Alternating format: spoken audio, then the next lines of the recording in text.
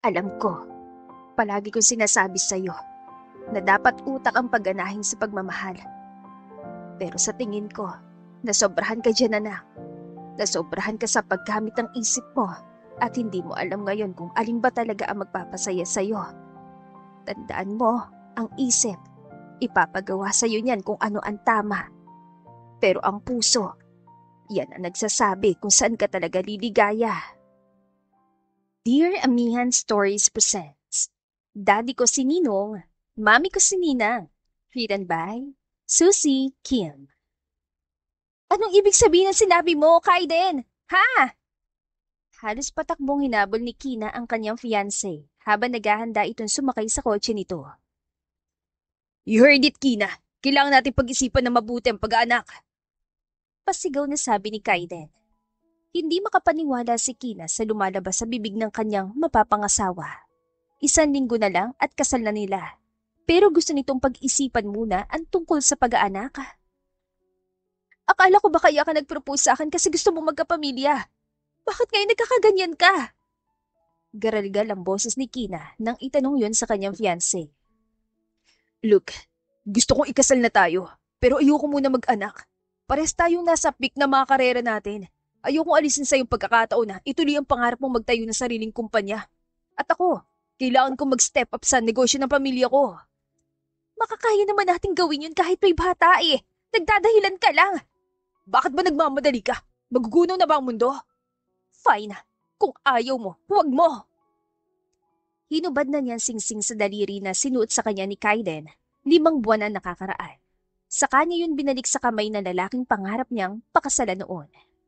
Ina! Akmang pipigilan siya ng binata pero sinanyasan niya itong huwag lumapit. Ibig sabihin lang yan, hindi ka pa talaga handa sa pag-aasawa. Huwag na lang nating sayangin ang oras ng isa't isa. Yun lang ang sinabi niya saka nauna nang lumayas mula sa restaurant na yun.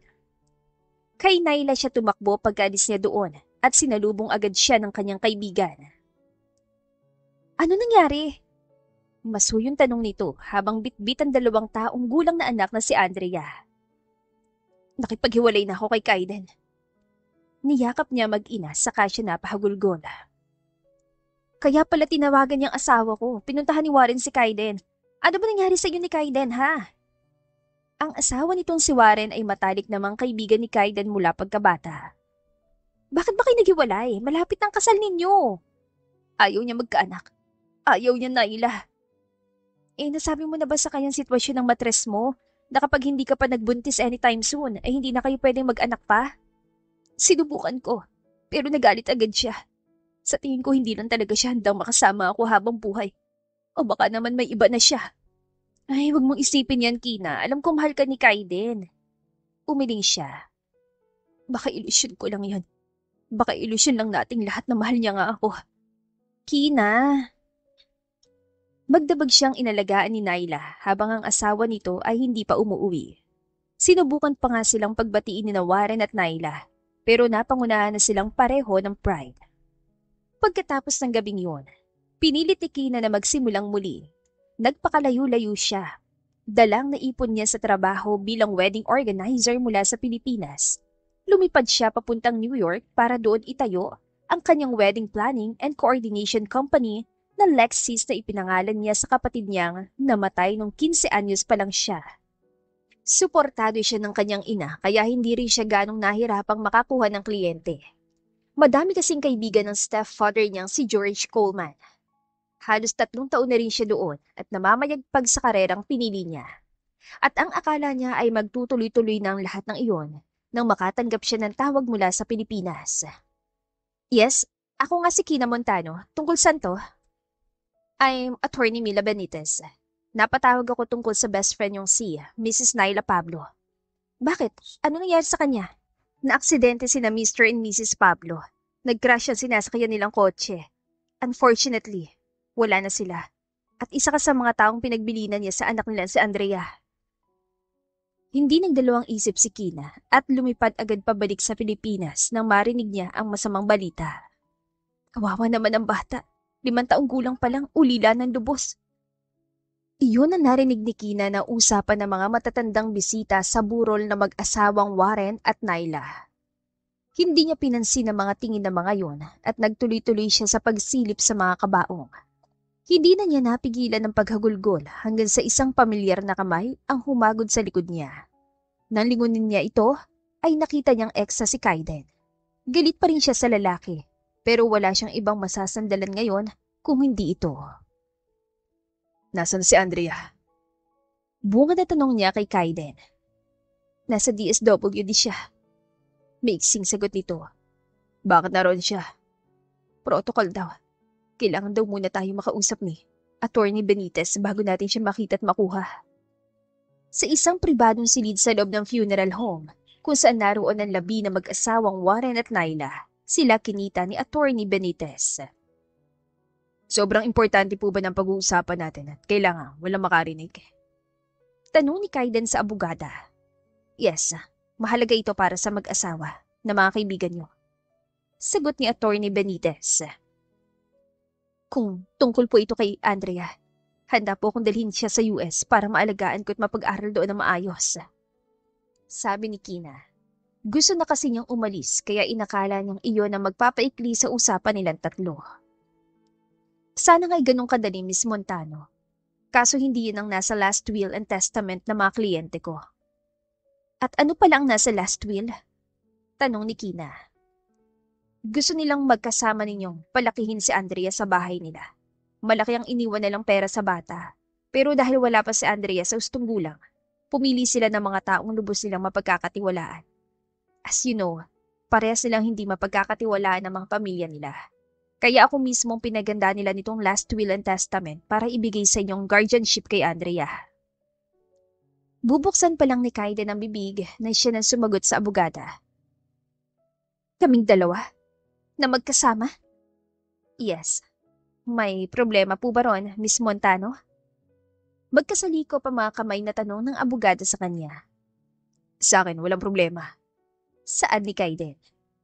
Wala rin namang problema sa akin alagaan si Andrea.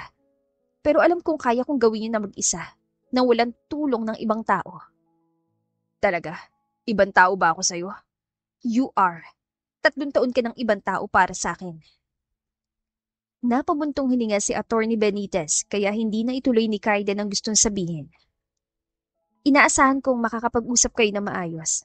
Alam kong hindi madali itong gustong ipagawa sa inyo na mag-asawa. Pero ito ang sa tingin nila na makakabuti para sa bata.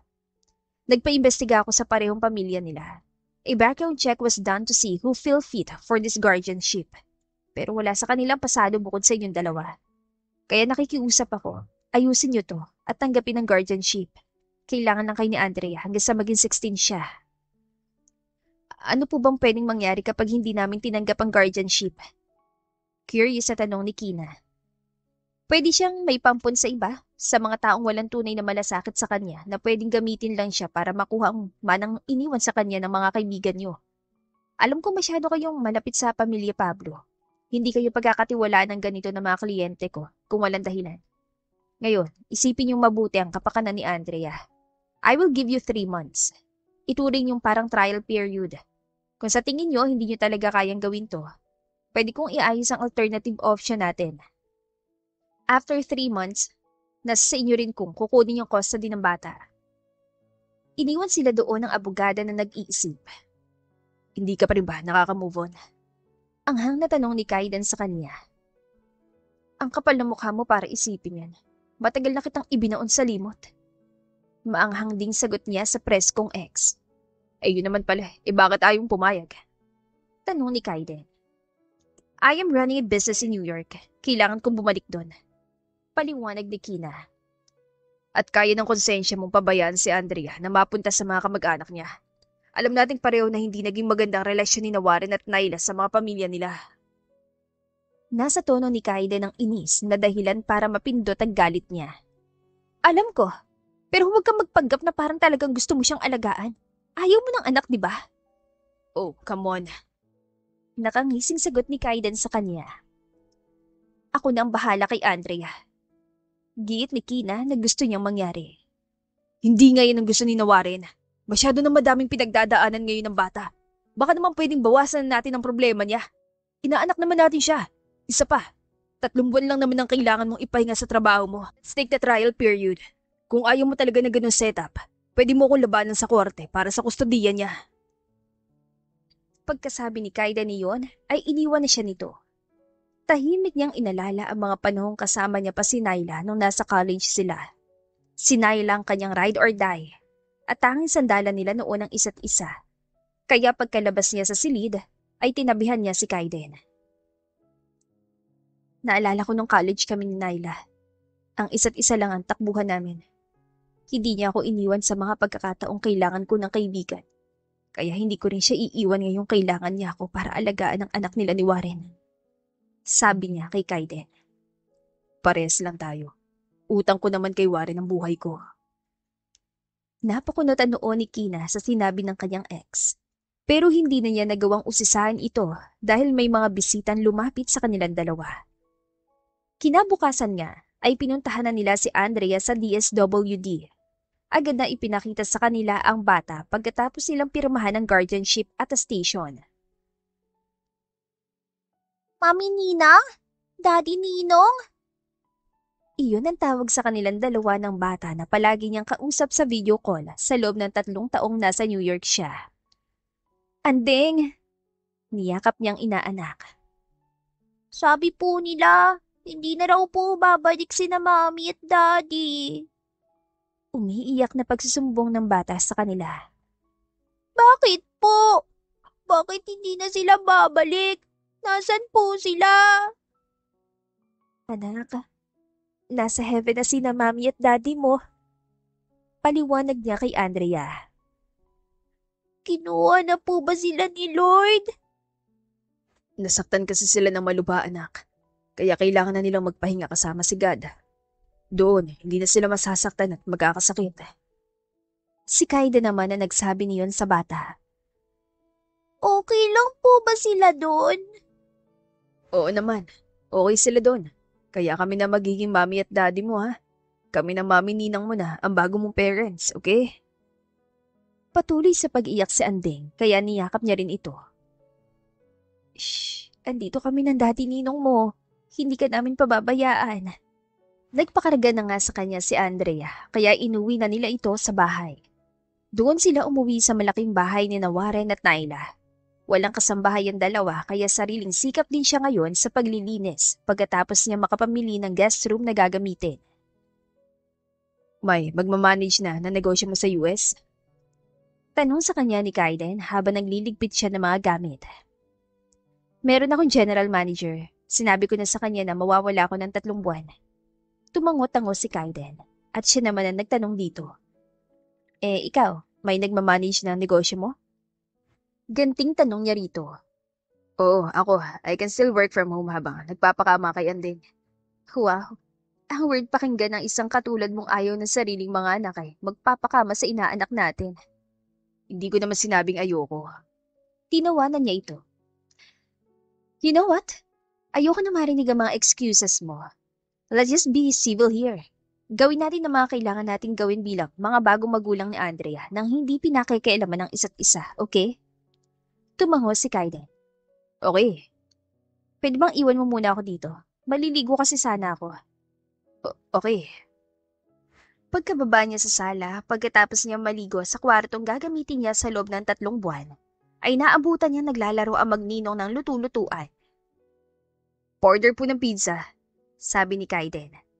Hindi niya maiwasan ng sarili na ma-imagine si Kaiden na kausap ang sarili nilang anak ngayon.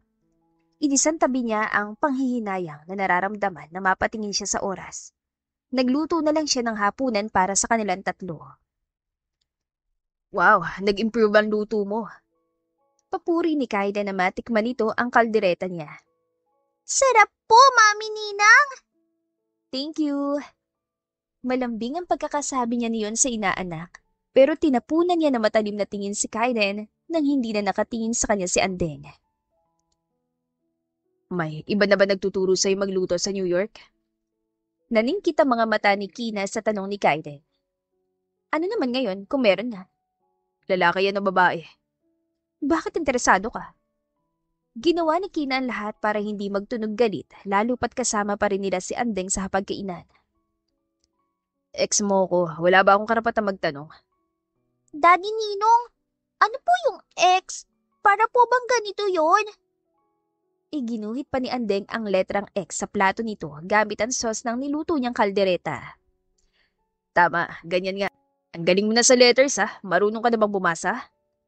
Opo, I love English and Filipino. Nice. Ani Kaiden. Mukhang wala nang maisip na sabihin ng ex niya kaya tinitigan na siya nito. Iyon ang naging hudyat niya para magtanong na rin sa bata. Siguro nag-i-school ka na. Hindi pa po, Mami Ninang. Sabi po ni Mami. Biglang natigilan ng bata saka tumulo ang mga luha nito. Sabi po ni Mami, next year na ako papasok at ihahatid nila ako ni Daddy sa school. Pero hindi na po nila magagawa yun. Makakapag-school pa rin po kaya ako. Tumayo na si Kaiden sa kabinuhat at inalo ang bata. Oo naman, makakapag-school ka. Hindi man magagawa ng mami at daddy mo na ihatid sundo ka sa school. Nandito naman kami ni mami ninang mo. Kami ang maghahatid sa iyo sa pagpasok mo. Talaga, Daddy Ninong? Talaga, di ba mami ninang? Untag sa kanya ni Kaiden. Wala siya nagawa ng mga oras na yon, kundi ang sumang-ayon habang pinipigilan ng mga luha dahil sa awa sa inaanak. Oo naman. Pero nang makatulog na si Andrea ng gabing yun, ay sa kanya kinumpronta si Kaiden. Bakit mo naman sinabi sa bata yun? Asik na tanong niya kay Kaiden habang tumutungga ito ng beer at nagtatrabaho sa harap ng laptop nito. Ang alin? Nagmamaang-maangan pa ang binata. Na tayo maghahatid sundo sa kanya sa school. Alam mo, 3 buwan lang tong trial period na to. Paano kung umasa siya? Paano kung wala na siya rito at isasama ko siya sa US? Paano niya yun mapaghahandaan? Paglalatag niya sa mga problemang dulot ng pagsisinungaling nito kay Andrea. Tinitigil lang siya ni Kaiden. What? Inis sa tanong niya rito. Ang laki na ng ipinagbago mo. Parang hindi na kita kilala. Thanks to you. Ikaw ang may gawa nito. Kasi hindi naman ako magiging ganito kung hindi dahil sa'yo. I'm sorry. Too late, Kaiden. Malungkot na umakyat siya sa kwarto niya at doon tinuyo ang mga luha niyang kanina pa niyang pinipigil. Tinitigan niya si Andrea na nakahiga na sa kama nila bago siya tumayo at nagpunta sa terrace. Tumutunog kasi ang phone niya at ang mama niya ang tumatawag. Nabasa ko ang message mo, anak. Kumusta si Andrea? She's okay, ma. Kasama mo nga talaga dyan si Kaiden. Kumusta na siya? Humihinga pa naman siya, ma. Ikaw talagang bata ka. Okay nga lang siya, ma. Nagkaayos na ba kayo?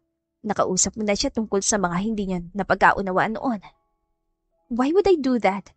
Hindi na kailangang pag-usapan pa nakaraan kasi lumipas na yun. Wala akong intensyon na makipag-rekindle ng past sa kanya. I know, you still love him, anak. Ma, ano ba yung sinasabi ninyo? Hindi ko na mahal ang taong yun. Wala na siyang halaga sa akin. Kung hindi lang talaga kailangan ni Andrea ng guardian, hindi naman ako papayag sa ganitong setup eh. Eh kung hindi mo na nga mahal si Kaiden, bakit nagagalit ka pa rin sa kanya? Hindi naman ako galit sa kanya, ma. Naiirita lang ako sa pagbumukha niya. Mas lalo siya nainis sa malakas sa tawa ng mama niya sa kabilang linya. Talaga naiinis ka sa pagbumukha niya. Samantalang noon palagi mo ikinukwento sa akin kung gaano mo kapaborito ang mukha niyang may cute na dimples. Noon yun, ma. Tsaka bakit ba parang kahit na alam niyo ng totoong nangyari sa amin nung taong yun parang gusto mo pa rin siya? Kung siguro ng babae siya katulad ng ama mo, baka nasakal ko na rin siya at hindi pinatawad. Kaso hindi naman. Pero ayaw niya magkaanak kami noon. Alam niyo naman ang kondisyon ko, ma, di ba? I want to be fair with him. Naiintindihan ko siya sa punto niya. Kaya kahit alam ko nasaktan ka sa desisyon niya hindi ko dinagdagan pang galit na natatanggap niya mula sa'yo at sa ilan mong kaibigan. Gusto ko lang naman na panatilihin ng maayos na may relasyon para kapag nagkabalikan kayo, anong balikan, ma? Hindi na nga ako makikipagbalikan sa kanya. Teka nga ho, nangangamusta ho ba kayo o nangaasar? Abay, syempre, kasama na yung nangaasar. Ang Uncle George mo kasi, napakaantukin. Bored tuloy ako dito sa Paris. Kaya pala ako na naman ang napagdiskitahan niyo. Napapailing na sabi ni Kina. Hey, di bali anak, may pasalubong ako sa inyo. I will be back in 2 weeks. Sige ma, narito kami sa bahay ni Nanayla. Nabahay yun na ngayon ni Kaiden. Ma, tama na nga yung ilusyon nyo na magkakabalikan pa kami. Tapos na kaming dalawa, ayoko na. At saka may maliligaw na ako sa New York. Nakita niya nalungkot ang mukha ng nanay niya na sabihin niya ulit yun dito. Hindi naman sinabi ng mama niya na ayaw nito sa manliligaw niyan si Dalton. Pero hindi rin ito nagpapakita ng interes o kaligayahan man lamang na may iba ng lalaking gustong magmahal sa kanya. O sige na ma, matutulog na ako. Mag-enjoy kayo dyan ni Uncle George, okay? Okay, I love you anak. I love you ma. Pagkatapos ng tawag na yon, ay tinabihan na niya si Andrea at awang-awa siya sa inaanak dahil humihikbi ito sa pagtulog. Alam naman ni Kina ang sitwasyon ng bata at kahit pa matapos ang trial period na 3 buwan, ay makikipaglaban pa rin siya kay Kaiden para sa custody ni Andeng. I love you Andeng, anak. Bulong niya sa bata saka siya natulog. Nagising siya kinabukasan na makaramdam ng mainit na hininga malapit sa mukha niya. Pagmulat niya ay naroon si Kaiden at ang manghahalikan siya, mabilis siyang umiwas. Nagising ni si Mami kahit hindi mo pa siya nagkikiss? Anong ginagawa mo? Paangil na tanong ni Kina kay Kaiden. Hindi naman makasagot ang binata. Halata sa pisngi nito ang pamumula. Mami, kasi umuungol ka. Baka kasi hindi ka na magising. Kaya sabi ko kay Daddy, kiss ka. Sinubukan kitang gisingin pero hindi ka pa rin nagigising. Ayos na si Mami. Sige na, baba na kayo. Susunod ako. Pagtataboy niya sa dalawa dahil nakasuot lang siya ng kamiseta at walang suot na iba sa ilalim niyon. Nakita niya kasing nakatingin sa dibdib niya si Kaiden. Napahawak si Kina sa dibdib niya dahil halos mabingi siya sa kabog ng kanyang puso. Tumayo na lang siya at nagayos para maganda ng almusal. Pero pagbaba niya ay may nakahain na sa mesa. Nagluto ka na? Tanong niya kay Kaiden. Ang aga kasing gumising ni Andrea. Gutom na raw siya kaya nagluto na ako. Paliwanag ni Kaiden na halos hindi pa rin makatingin sa kanya. Mommy, nagluto rin si Daddy ng fried rice. Favorite mo raw po yun? Oo, paborito ko nga. Salamat. Tara na't mag-breakfast. Libre ako ngayong araw. Pasyal tayo. Tanong ni Kaiden habang sinasandukan sila ni Andeng ng pagkain. Saan naman po, Daddy? Ikaw ang bahala kung saan mo gusto magpunta. Pwede tayong mag-beach, mag-mall, mag-zoo. Talaga po? Excited na tanong ni Andrea. Talagang talaga. Confident na sagot ni Kaiden. Yay! Sa zoo na lang po, Daddy. Okay, kain na tayo para makaalis na. Maganang kumain si Andrea. Kahit wala sa mood si Kina, ay alam niyang isasama pa rin siya ng dalawa, kaya naman hindi na lang siya kumibo. Inasikaso niya mga dadalhin nila at sumama papunta sa zoo. Nakahawak silang dalawa ni Kaiden sa magkabilang kamay ni Andrea habang kumakanta ang bata ng nursery rhyme. Umikot sila sa zoo habang magkakahawak ang kamay. Look, Daddy, Mommy! Ang tangkad niya! Is that a horse? No, baby. That's a giraffe. Sagot ni Kaiden. Giraffe? Pwede po ako sumakay sa kanya? Hindi anak, hindi pwede. Aniya sa bata. Pero sa balikan ni Daddy, pwede. Dagdag niya pa para inisin ang ex niya. Nagpakarga nga si Andrea sa kanya tinulungan ng bata na makasampas sa mga balikat ni Kaiden. Wow, ang tangkad ko! Andeng anak, huwag ka malikot ha, baka mahulog ka. Paalala ni Kina sa inaanak. Okay po, Mami. Hindi mo po ba hahawakan ang hands ni Daddy? Ha? Baka po mawala ka. Hindi na nakasagot pa o nakaangal si Kina dahil ginagap na ni Kaiden ang kamay niya. Nakahawak ng mabuti si Andrea sa buhok ni Kaiden habang mahigpit ang pagkakahawak ng binata sa kamay niya.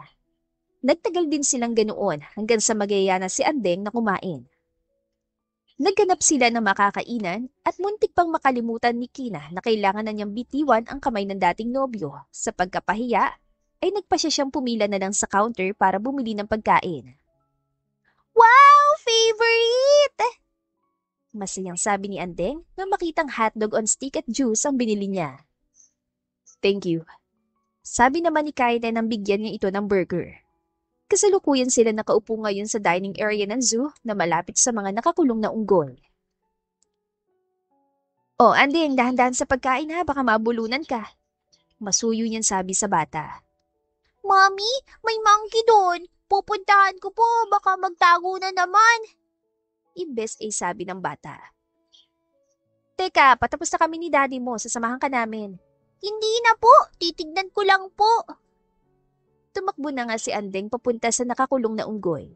Pipigilan sana ni Kina ang bata nang hawakan ni Kaiden ang kamay niya. Hayaan mo na muna siya. Mag-usap tayo. Yan ka na naman. Why? Masama ba talaga mag-usap tayo? Kasi wala naman saysay. Mabilis niyan sagot. I still love you, Kina. I still do. Nung nagalit ka na sabihin ko sa'yo gusto ko na magkaanak, naipakita mo ba mahal mo ko nun? Nagalit ako kasi parang hindi mo pinag-iisipan ng lahat. You are being unreasonable. May bukol ako sa matres. Hindi na nagpigil si Kina at sinabi na niya ang totoong dahilan na hindi na niya pinagkabalang sabihin kay Kaiden dahil alam niyang sarado ng isip nito tungkol sa pag-aanak. Napalingon agad si Kaiden sa kanya dahil sa sinabi niya. Nung sinabi ko sa'yo gusto ko na magkaanak, may 50% chance pa na mabuntis ako. Teka, bakit ngayon mo na sinabi yan? Natakot ako nun. Nasabihin sa'yo na may condition akong ganun kasi baka iwan mo ko. Kaya hanggat kaya ko, itinago ko. Naisip ko na kapag nagkaanak na tayo at nakapagpakasal na, saka ako na lang sasabihin sa'yo para wala ng dahilan para maghiwalay pa tayo. Kaso hindi nangyari yan eh. Dahil alam kong kung hindi ka papayag na magkaanak tayo nun, mas mabuti nang huwag na lang tayo magpakasal kaysa pagsisihan mo lang na pinakasalan mo ko. I'm sorry. Hindi ko alam. Sabi ni Kaiden sa malungkot na boses. Pagkatapos nating maghiwalay, pinilit ko ang mama at ang mga kaibigan ko na huwag nang iparating sa yung dahilan kung bakit nagmamadaling akong magkaanak. Hindi na ba talaga pwede? Hindi na ako pwedeng magkaanak, Kaiden. Nakapagpa-opera na ako. I don't care kung wala ng pag-asa mag-anak tayo. Ang mahalaga sa akin ay ikaw. Hindi na ba talaga pwedeng subukan natin ulit? Kaiden, please, give us one more chance. Doon na pumatak ang mga luhan. Pinunasan ni Kaiden ang mga luhan niya. I know, I am such a coward. Aamin ko, hindi pa talaga ako handa noon na magkapamilya. But I want you. Yun ang sigurado ko. I'm sorry, Kaiden. Ako na ngayon ang hindi sigurado. Sanay na akong wala ka. Nakita ni Kina ang gumuhit na sakit sa mukha ng binata. Bahagya itong lumayo mula sa kanya. Mommy? Daddy? Okay lang po kayo? Oo, okay lang kami. Sagot ni Kaiden kay Andeng. Muli sila namasyal. Pero kapansin-pansin ang pagiging matamlay ni Kaiden. Hinayaan niya lang ang lalaki. Hanggang sa makauwi sila ay wala itong imik. Hanggang sa nagpaalam ito. 1 linggo ang conference ko sa Florida. Magiging okay lang ba kayo rito ni Andeng? Tulog na ang bata at nasa kusina sila at nagkakape. Oo naman. Magiging okay lang kami ni Andrea. Akong bahala sa bata. Okay, bukas ang flight ko. Mag-iingat ka. Good night. Papanhik na sanay siya sa kwarto nila ni Andeng nang harangin siya ni Kaiden. Alam kong sobra kita nasaktan nun. I was stupid for letting you go. At alam kong hindi na tayo babalik sa dati. Pero sana pwede tayo magsimula muli. Pagkasabi noon ni Kaiden, ay hinalikan siya nito sa labi. Banayad lamang ang halik, sapat para mahikayat siyang tumugon. Please, be mine tonight. Pagkatapos ng 1 linggo at ayaw mo pa rin, hindi na ako mangungulit. Can you be mine? One last time? Pinagbigyan niya ang lalaki. Muli niyang ibinigay dito ang kanyang sarili. Hindi rin naman siya nagsisi dahil matagal na rin niyang namimiss ang haplos at halik nito. Mukhang hindi niya nga malilimutan ng gabing yon dahil pagising niya ay wala na si Kaiden. Nakaalis na ito. Nagbihis siya at pinuntahan si Andeng na natutulog pa rin sa kwarto nito. Nang halikan niya ang bata sa noo, ay nagulat siya nang madiskubreng mainit ito. Andeng? Andeng anak, inaapoy ka ng lagnat. Mommy? Nanghihina ang boses ng bata nang sumagot sa kanya.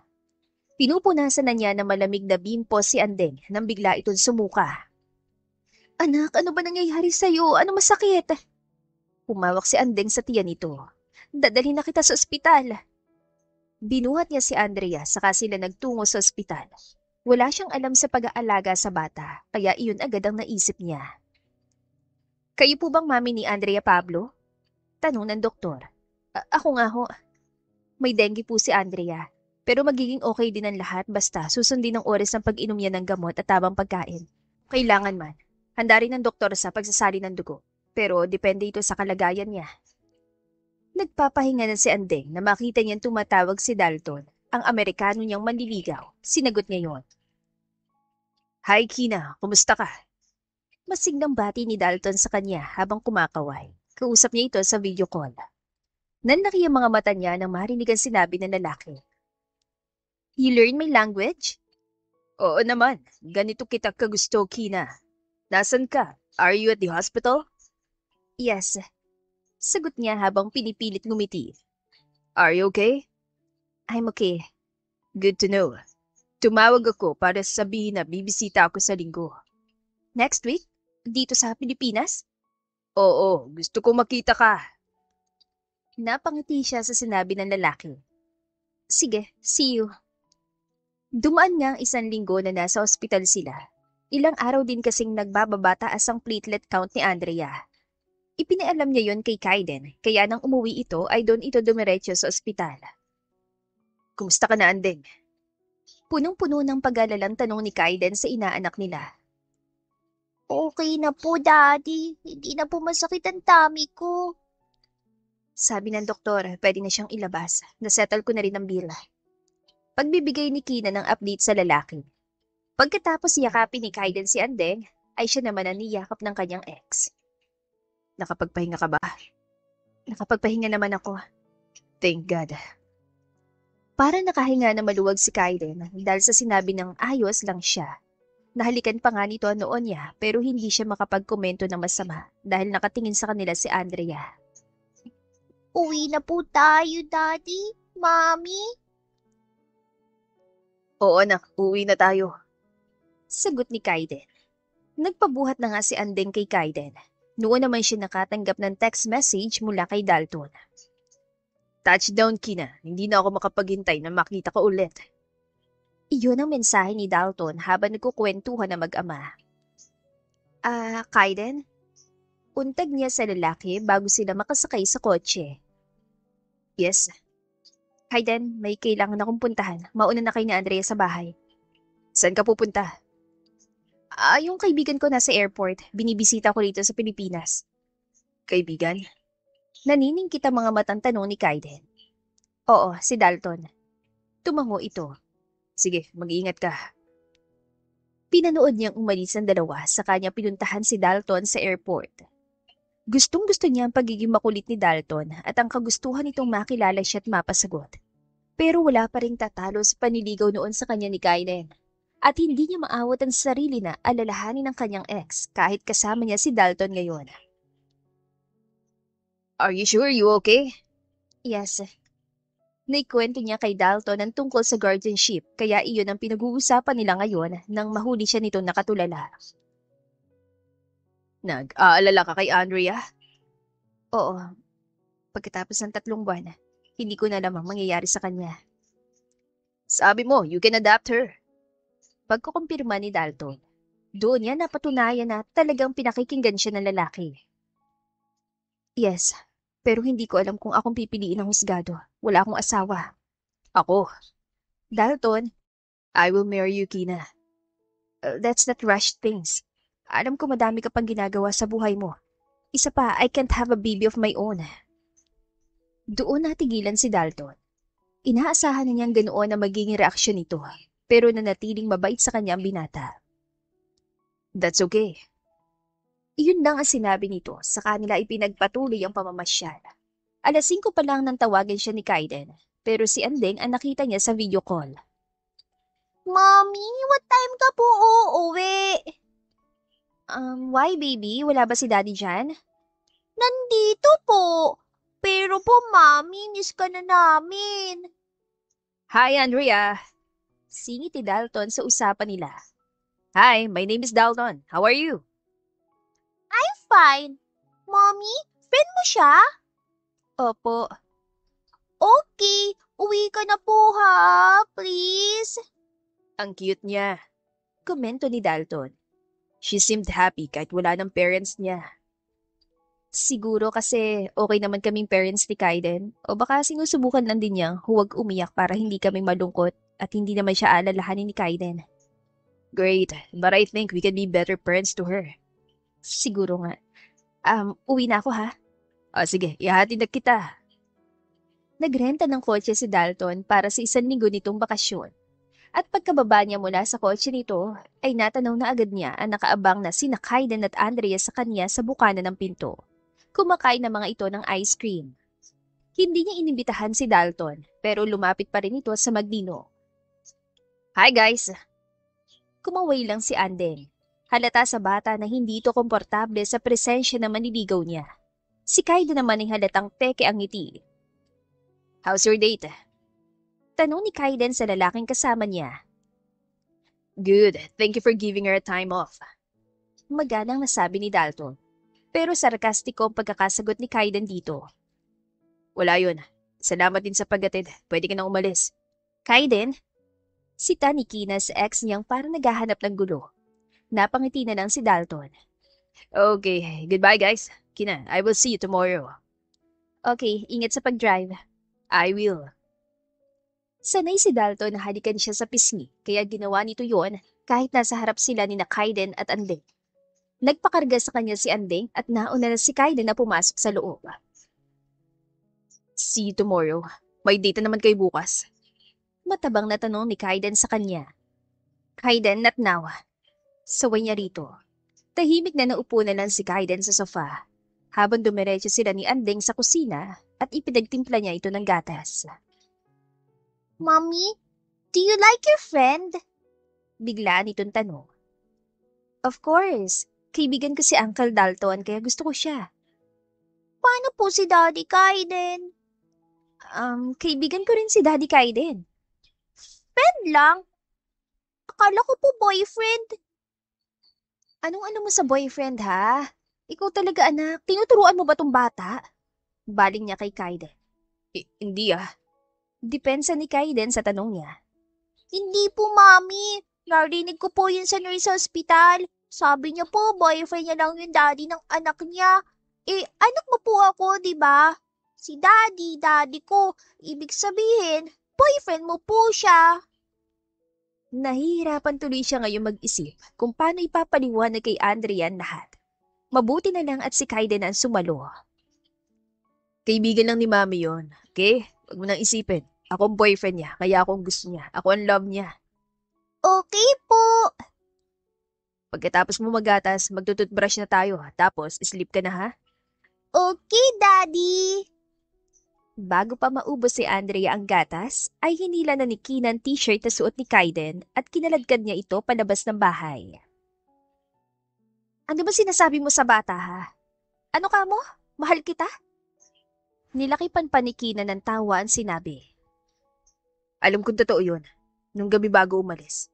Alam kong ginawa natin yun. Dahil mahal pa natin ang isa't isa. Hindi ang Dalton mo makakapagpabago yun. Pumasok na agad si Kaiden pagkasabi niyon sa kanya. Kaya naman wala na siya nagawa kundi ang kimkimi ng inis niya sa kanyang ex. Kinabukasan, sinundo nga siya ni Dalton dahil plano nito mag-beach. Saan ka pupunta? Tanong sa kanya ni Kaiden. Magbi-beach kami. Beach? Andeng, magbi-beach si Mami at Uncle Dalton. Sama tayo? Akala ko ba aalis kayo ngayon? Gulat na tanong niya sa kanyang ex na nakangiti na ngayon. Wala akong maisip na puntahan eh. Sama na lang kami. Is that okay, Dalton? Me and my daughter will join her mommy. Yes, sure. It would be fun kung kasama kayong dalawa.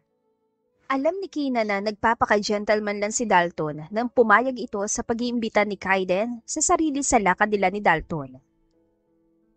Sure? Okay lang nakasama kami? Kumpirma pa ni Kaiden. Oo. Sige. Sagot ni Kaiden saka mabilis na inayos sa mga dadalhin. Ilan sandali pa ay nakatayo na magninong sa sala at may mga bitbit na bag. Yung kotse ko na lang ang gamitin natin. Presinta ni Kaiden. May dala akong kotse. Sabi ni Dalton. Iwan mo dito. Ako na magmamaneho para naman hindi ka mapagod. Pagpupumilit ni Kaiden sa gusto nito. Kaiden, pwede ba? Hayaan mo na siyang gamitin ang nirentahan niyang kotse. Naiinis sa sabi niya sa kanyang ex. Babayaran ko yung pinagrenta niya sa kotse na yan. Mukhang nahalata ni Dalton na nagkakainitan sila ni Kaiden ng ulo kaya sumang-ayon na lang ito. Fine, the girls will sit on the back seat. Saan ni Dalton?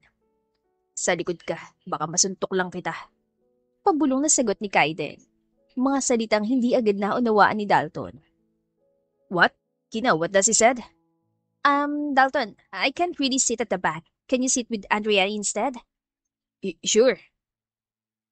Magkatabi nga sila ni Kaiden sa harap habang nasa likod si Dalton at Andrea at tila ba nananadya si Kaiden nang magpatugtog ito ng love songs habang kinakanta sa kanya. Irap lang ang itinutugon niya sa lalaki. Tuluyan niyang sinira ni Kaiden ang plano ni Dalton na isang romantic getaway para sa kanila. Hindi kasi hinahayaan ng ex niya na mapag-isa silang dalawa ni Dalton katulad noong lunch. Talagang pinasikaso nito sa kanya si Andrea kahit naroon naman ito. Kaya kinausap na niya si Kaiden nang maging abala na si Dalton at Andrea sa paglangoy. Ano bang ginagawa mo? Paasik niyang kumpronta kay Kaiden. Defense. Simpleng sagot ng binata. Defense? Ano to, laro? Hindi. Pero hindi ko hayang makaisa yung afa mo. Kaiden naman, you're being so childish. Ano ba sinasabi mo? Nagpunta dito yung tao para makasama ako. Bakit? Kasama ka naman niya kahit kasama kami. Ayaw mo ba kaming kasama dito? This is inappropriate. Hindi lang kita masaway kanina dahil ang saya ni Andrea na sasama kayo. Fine. Uuwi na lang kami. Mag-book na lang kayo pauwi. Ngayon ka pa talaga magdidesisyon ng ganyan kung kailan lumalangoy na yung bata sa dagat. Nababalo ka na ba? Eh di huwag ka na magalit. Nandito naman tayo eh. Doon ka matutulog sa tabi niya. Dalton respects me. Natahimik si Kaiden sa mariin niyang sagot, saka ito napausal na mahinang paumanhin. Sorry. Do whatever you want, pero huwag mo naman asarin ang bisita ko. Mabait na tao si Dalton. Fine, pero hindi ako susuko hanggang may pag-asa pa. Tandaan mo yan. At tinatoo nga ni Kaiden ang sinabi. Nang tangkain siyang subuan ng pagkain ni Dalton habang nanananghalian sila ay inagaw iyon ni Kaiden. Ito ang kumain ng pagkaing ibinibigay sa kanya ni Dalton. Sorry, my favorite. Palusot ng ex niya. Which is the food or kina? Tanong ni Dalton. Both. Ngumiti lang si Dalton na makitang lihim niyang sinipa si Kaiden sa ilalim ng mesa. Aray! Reklamo ni Kaiden. Okay ka lang, Daddy? Yes, baby. Hindi ipinakita ni Dalton na nabubuisit na ito kay Kaiden, lalo na't kasama nila si Andin. Pero nang masolo siya nito sa dalampasigan, ay sinabi nito sa kanya ang totoo nitong nararamdaman. I think your ex still loves you. And I don't like it very much. Saan ni Dalton, na agad niyang sinagot. Of course not. How did you know? The way he looks at you, I am 100% sure he still loves you. Can't you see the way he is acting all this time? Well, I don't like him anymore. Are you sure, Kina? Yes. Matagal na kaming wala ni Kaiden. He and I are no longer possible. But he won't leave you alone. Ninuso pa ni Dalton si Kaiden na biglang naupo sa hindi kalayuan mula sa inuupuan nilang dalawa. Kung okay sa'yo, suntukin ko siya. Natawa na lang siya sa sinabi ni Dalton. Please don't. Palagi nakadikit sa kanyang bata. Ayokong umiyak si Andre at makita nag-aaway kayo. I know, I'm just kidding. Hindi ko siya suntukin, pero lalaban ako kapag nagsuntok siya. Napangiti na lang siya dahil mukhang expired ng Tagalog ni Dalton. Sasabihin niya sana yun sa kanyang manliligaw na marinig niya si Andrea. Mommy! Mommy, sleep na po tayo.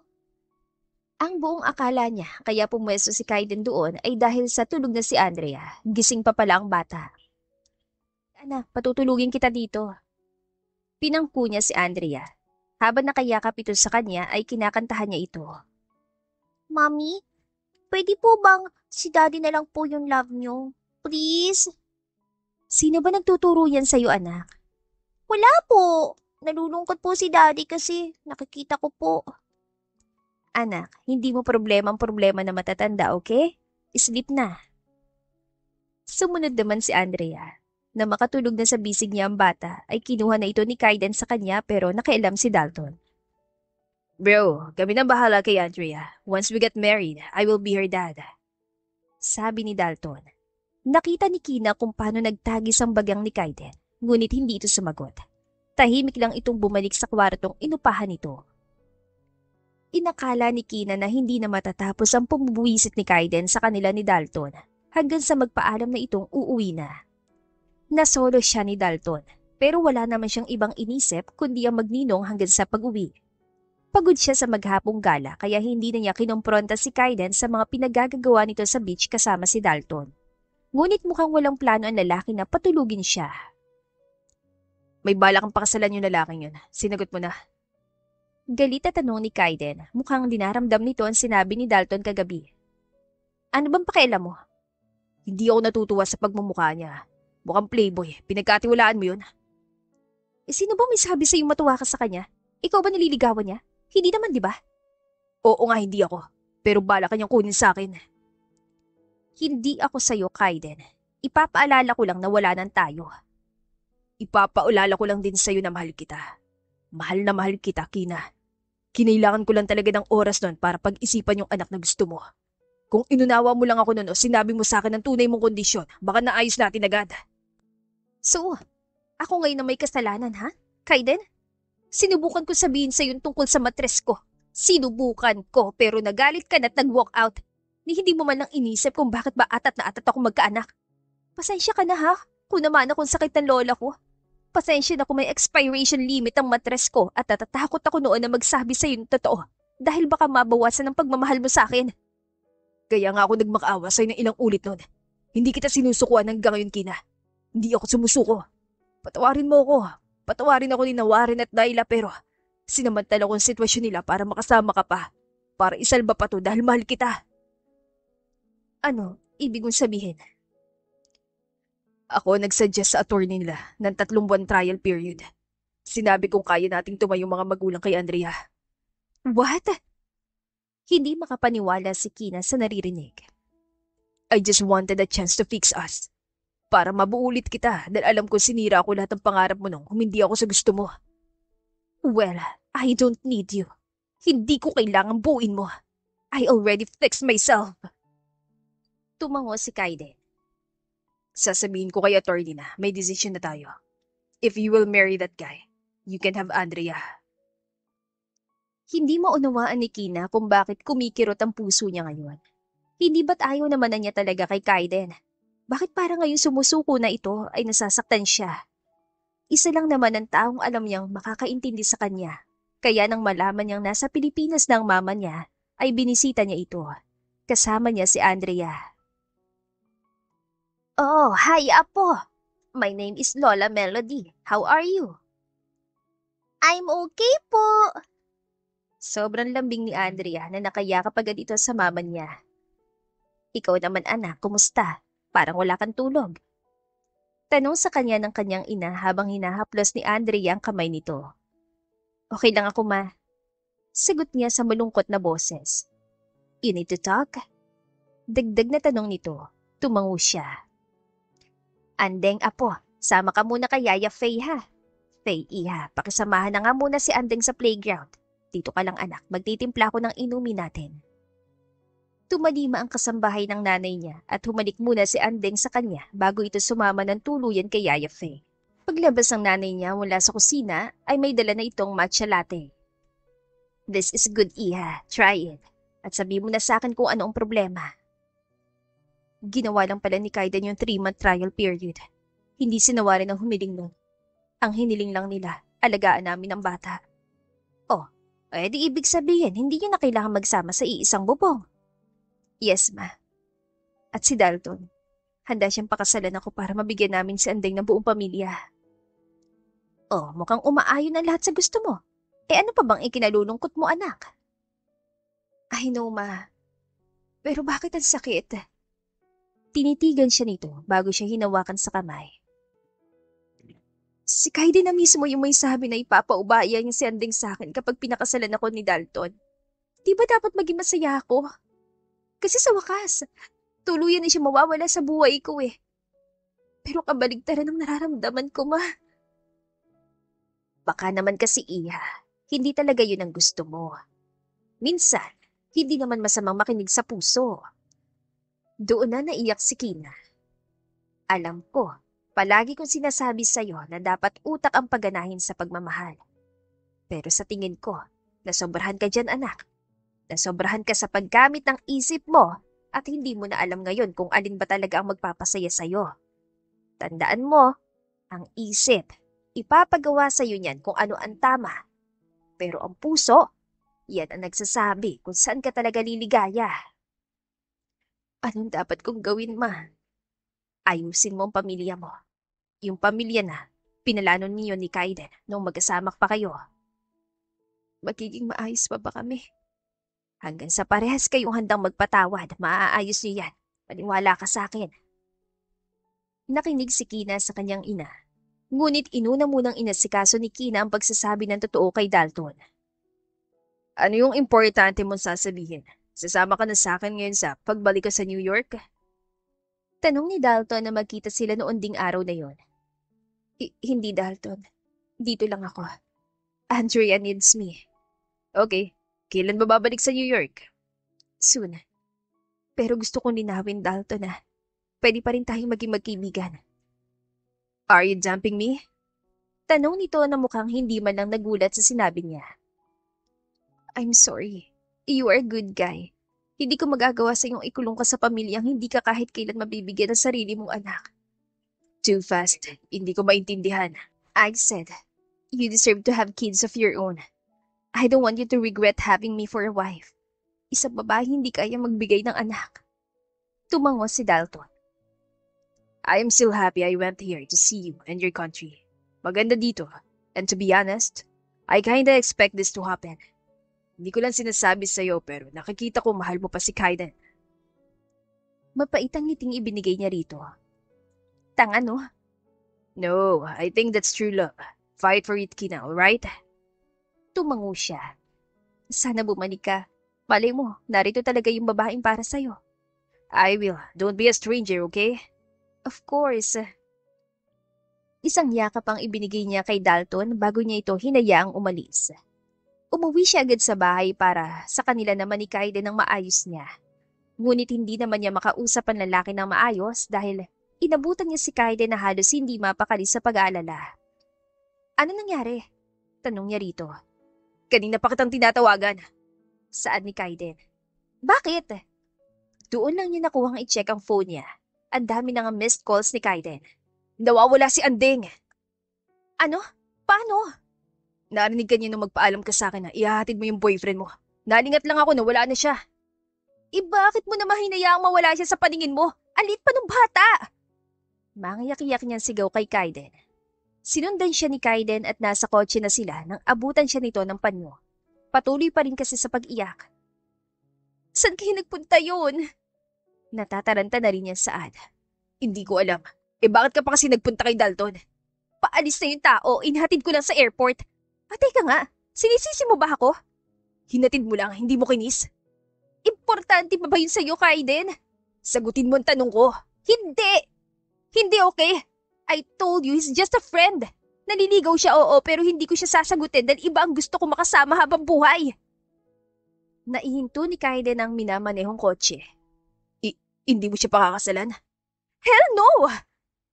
Ibig sabihin, Kaiden, ano ba, mag-focus na nga muna tayo sa paghahanap sa bata. Mamamatay ako sa nervyos sa ginagawa mo eh. Mamaya na tayo mag-usap please. Si Andeng muna. Tumango ito. Nagtaka lang si Kina kung bakit imbis sa pulis sila dumiretso ay nagpatuloy lang sa pagmamaneho si Kaiden papunta sa Antipolo.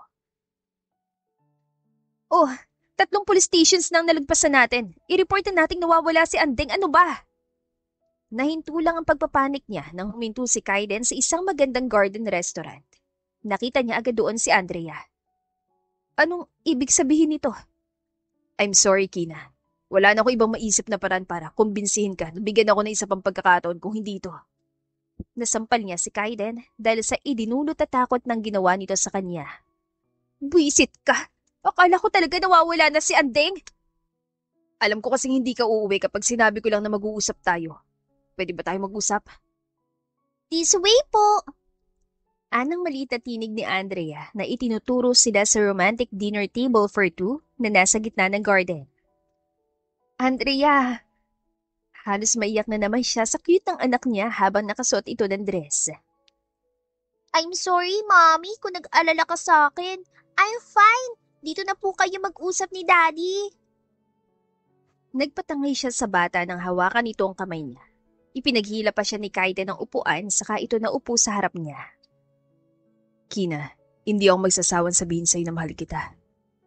Akala ko ba, hayaan mo akong ikasal kay Dalton? Is that what you really want? Kinausap mo si Mama? Hinilangan ko lang gawin lahat para wag ka nang tuluyang mawala sa akin. Please, patawarin mo ko. I am asking for a chance. Bumalik ka na sa akin, please. Tanga ka ba? Hindi na nga ako pwedeng magkaanak, tapos babalikan mo ko? May anak na tayo, si Anding. At sa panahon ngayon, wala nang imposible. Kapag nanghingi si Anding ng kapatid, gagawa na lang natin ng paraan, okay? Tapos na ba ang kailangan mong gawin? Hindi ka na ba magdadalawang isip sa pamilya natin? Sa akin? Umiling si Kaiden. Simula pa lang, alam ko nang ikaw gustong makasama hanggang sa pagtanda. Sana, kaya mo pa akong patawarin na pinalampas ko yung pagkakataon nating magkaroon ng sarili nating anak. Sana rin. Kaya mo kong patawarin na basta na lang kitang sinukuan noon. Naiintindihan kita. At patuloy kitang uunawain. At saka, hindi ka na naman nag-boyfriend mula na maghiwalay tayo. Kaya alam ko may pag-asa pa ako. Grabe ang pagiging stalker mo. It's because I love you so much. I love you too. Walang biro. Ibig sabihin, binibigyan mo na ako ng isa pang chance. Tumango siya ng sunod-sunod sa kanya sinalubong ang yakap nito. Natawa pa siya ng takpan ni Andrea ang mga mata ng halikan siya ni Kaiden. Nagpatuloy nga ang kanilang pagiging pamilya pagkatapos ng araw na yon dahil hindi na siya pinakawalan pa ni Kaiden. Happy monthsary, babe. Tinawanan niya ang nobyo pagkatapos itong alisin ang piling sa mata niya. Isang buwan pa lang pagkatapos nilang simulang muli ang relasyon nilang naudlot noon, ay may pakulo na naman ito. Ano to? Nirentahan mong buong skating rink? Oo, pero hindi lang naman tayo nandito. Andeng, anak. Siyempre, kasama nila si Andeng at naroon na ito sa gilid at nagsusuot ng rollerblades. Nilapitan ito ni Kaiden para tulungan. Ang gastos mo talaga. Pwede naman tayong sa bahay na lang mag-celebrate. At saka ano ba yung monthsary? Uso pa ba yun? Kung pwede nga may disary, isa-celebrate din natin eh. Gusto ko lang malaman mo na araw-araw kong thankful na binuksan mo ulit ang pinto at puso mo para sa akin. Ang OA na ng disary ha. Mommy, Daddy, nag-aaway po ba kayo? Hindi anak. Sagot ni Kina kay Andeng. Tapos na itong magsapatos at siya naman ngayon ang sinusuotan ni Kaiden ng rollerblades. Naglaro silang tatlo sa ice rink. Ngunit ang simple nilang monthsary date ay espesyal pala. Nagulat na lang kasi siya nang may grupo ng mga babae at lalaking ice skaters ang nagsayaw sa paligid nilang tatlo. Gumaya si Andeng sa mga yon, kaya naiwan silang dalawa ni Kaiden sa gitna. Hindi pa tapos ang pakulo mo? Umiling si Kaiden. Patuloy na sumasayaw ang mga ice skaters at doon nakatuon ang pansin ni Kina, kaya hindi niya agad napansin na lumuluhod na si Kaiden sa harap niya. Uy! May hawak nitong singsi. Kina Montano, ayoko nang patagalin ng lahat. Masyado na tayo maraming nasayang na panahon na magkahiwalay tayo. Ngayong pangalawang proposal ko, sisiguruhin na natin, hindi na mauudot to. Naglabas na nga ng banner ang mga ice skater na nagsasabing, "Will you marry me?" Habang si Andeng ay may hawak ng poster na nakasulat ay "Please." Marry me, please. Bigyan natin si Andrea ng buo at masayang pamilya. Kaya ng gusto ni Warren at Naila. Tumango siya. Yes. Ang matamis niyang oo ang nagpahiyaw kay Kaiden sa loob ng malamig na ice rink. Ilang buwan din nilang inihanda ang kasal kaya naging perpekto iyon na dinaluhan ng malalapit nilang kaibigan. Talagang kailangang invited si Dalton. Nagsusungit ang bulong sa kanya ng asawa habang nasa reception na sila. Threaten ka pa rin ba kay Dalton? Kasal na tayo, oh. Nakita mo ba kung paano ka tignan nun kanina? Ikaw lang po nakakita. Hindi ka ba nagtitiwala sa akin? Sa kanya ako walang tiwala sa pagmumukha niya. Hindi mo lang yata matanggap na may pwede pang tumapat sa kagapuhan mo. Hindi ah. Kulang pa siya sa 10,000. Naiiling na lang si Kina sa mga sinasabi ng asawa niya. Salamat ka, mahal na mahal kita. Thank you. I love you. Kinurutan niya ang pisngi nito. Pagkatapos ng kasal ay inasikaso naman nila ang pag-aayos sa bahay nilang sarili. Mami, Daddy, bakit po tayo lilipat? Tanong ni Andrea habang nagmamaneho na sila papunta sa bago nilang bahay. Para mas malapit sa new work ni Mommy. Sabi ni Kaiden. Oo nga anak, di ba nilipat ko na rito sa Pilipinas yung company ko? Kaya lang malayo kasi yung building namin sa old house. Hindi naman yung mawawala sa atin. Uuwi pa rin tayo doon paminsan-minsan. Tapos kapag big girl ka na, magiging sa'yo na yun. Dahil po yun ang gusto ni na Mommy and Daddy sa heaven? Yes, nakakita rin kami ng school ng daddy mo kung saan pwede ka magpatuloy maging ice skater. Ang galing-galing mo kaya doon anak. Thank you, Mommy. Sa new house po ba, magkakaroon na ako ng kapatid? Ha? Baby, susubukan namin ng Mommy mo, okay? Ani Kaiden.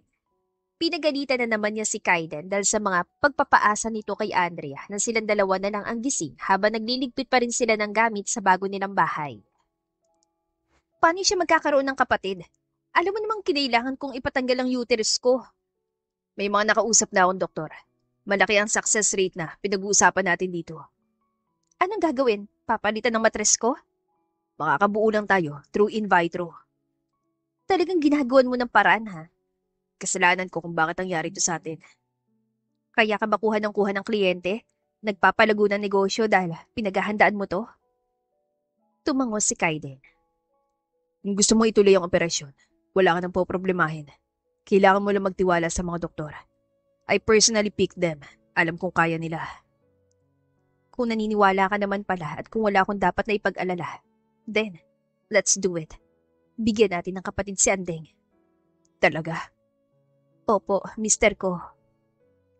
Bago siya sumailalim sa operasyon, inuna muna nilang tuparin ang pangako ng mag-asawang Warren at Naila kay Andrea. Hinahatid sundo nila ang bata araw-araw mula nang pumasok ito sa school. Wala rin sila nakaligtaang espesyal na araw, kaya naman lumaking masayahin si Andrea.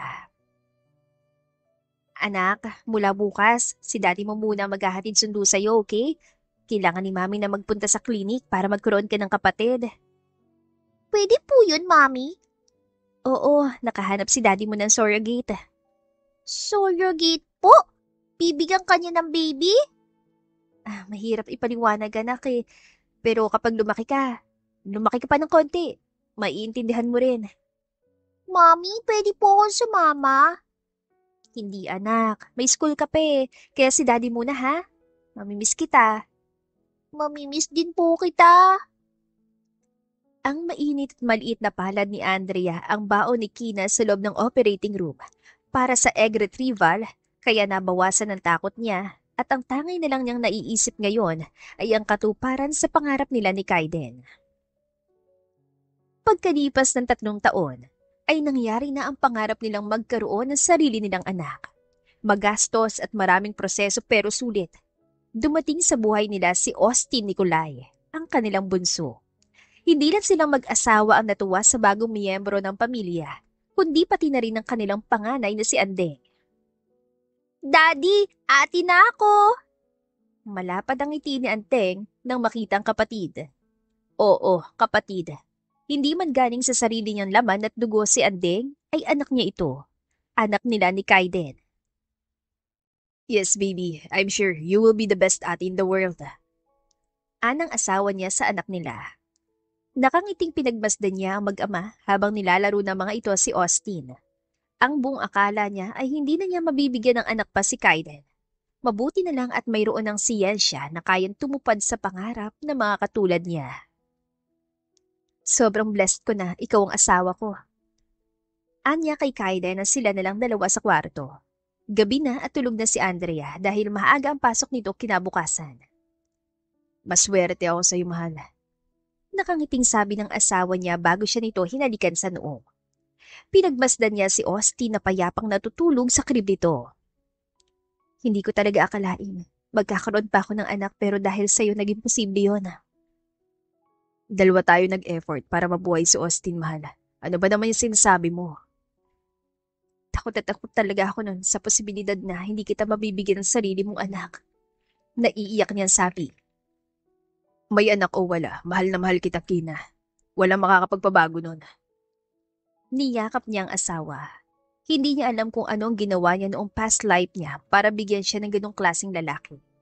Marahil ay nagsalba siya ng isang buong nasyon. Thanks, Kaiden. Mahal na mahal kita. Kayo ni na Andeng at Austin. Mahal na mahal din kita, Kina. Kayo ng mga bata. Wala na akong mahihiling pa. Isang buwan matapos ipanganak si Austin, ay dumalaw sila sa puntod ng mga kaibigan nilang sina Warren at Nyla. Nakagawian na nila yung gawin. Hinahayaan nilang yakapin ni Andrea ang puntod ng tunay nitong mga magulang. Hi Warren, Nyla. It's been 3 years. Pero masakit pa rin sa amin ang pagkawala niyo. Saad ni Kina habang tumutulo ang mga luha. Huwag kayong mag-alala sa anak nating si Andrea kasi napakabait niyang bata. Papalakihin namin siyang hindi kayo nalilimutan. Hinahagod ni Kaida ng balikat niya habang buhat nito si Austin. Pagkatapos bisitahin ng mga kaibigan, ay mamamasyal naman sila. Habang naglalakad sila pabalik sa sasakyan, ay nakiusap sa kanya si Ande. Mami, pwede po ba na ako magbuhat kay Austin sa car? Bigirl na naman na po ako eh. Kaya mo? Opo. Maingat nilang inilipat kay Andrea ang suot ni Kaida na baby sling sa kanila pinabuhat kay Andrea ang bunso nila pagdating sa sasakyan. Teary-eyed siya habang pinagmamasdan ng mga anak. Oh, umiiyak ka na naman. Malambing na sabi sa kanya ni Kaiden matapos isara ang pinto ng kotse. Ang panganay natin, ang laki-laki na. I'm so proud of her. Ang lakas niya dahil nalampasan niya lahat ng yun. Nagawa yun ni Andrea dahil sa'yo kasi pinaramdam mo sa kanya ang pagmamahal ng isang ina. Alam kong lalaki pa siya mabait. Ikaw naman ang takbuhan niya kapag nasasaktan siya. Sabi ni Kina sa asawa dahil iyon ang totoo. Mas komportable si Andrea na magsumbong sa asawa niya kapag may problema ito sa school. Kaya nga sa tingin ko, pinili tayong dalawa ni Warren at Nyla. Hindi dahil sa mga best friends nila tayo. Pinili nila tayo maging mga magulang ni Andrea dahil alam nilang kaya nating maging mabuting magulang sa anak nila. Sumang-ayon si Kina sa kanyang asawa. Hindi man galing si Andrea sa sinapupunan niya. Galing ang kanyang panganay sa kanyang puso at patuloy niyang aalagaan at mamahalin ang pamilyang binuo nila ni Kaiden habang buhay. Ang pamilya nila ang buhay na patunay ng pagiging isang pamilya ay hindi lang nasusukat sa pagkakaroon ng pareha sa dugo o apelyido. Dahil ang pagmamahal at pagtanggap ang tanging sikreto. The End. Kung nagustuhan ninyo ang aming istorya, ay huwag kalimutan na mag-like at subscribe. Mag-iingat po tayong lahat. To God be the highest glory. Hanggang sa muli.